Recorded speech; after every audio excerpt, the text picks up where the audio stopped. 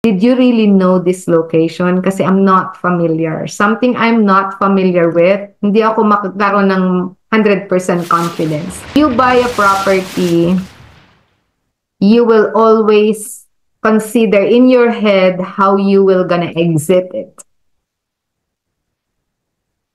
Hindi ka basta bibili lang ng wala kang plano to exit. And remember, we also discussed exits on our last I'm not sure, maybe last February, we discussed exits. Pag na-upload yung video, I'm gonna share the link with you. Hindi tayo bibili na blindfolded. Bibili tayo na open mind, alam natin yung ginagawa natin. And one of the strategy of buying a deal is to know how you will gonna exit. Pag pangit ang location natin, hindi tayo makakapag-exit basta-basta. So, that's one thing that we always consider too. So, there's a lot, diba, na moving pieces, sabi nga. Pero, we always need to do the numbers first and then the next thing to follow. Pero, location, again, babalik tayo dun sa ng slogan ng real estate. Location, location, location.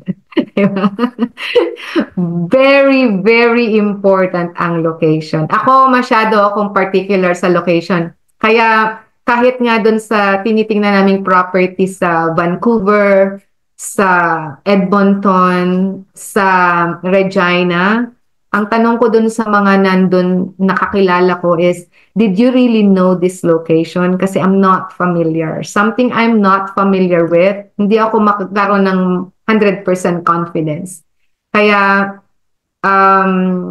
as much as possible dito tayo sa Winnipeg, but ang challenge natin dito is not many are getting up for sale in our community, in our city.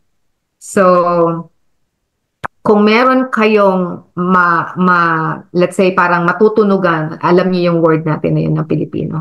Kung meron kayong malalaman na wala sa listing, and they are planning to sell it, pag-usapan natin at tingnan natin kung paano natin ma-acquire. Especially kung more doors ang ibebenta, then we are open for everything na more than 32 units. Yun yung aming pinaka-lists.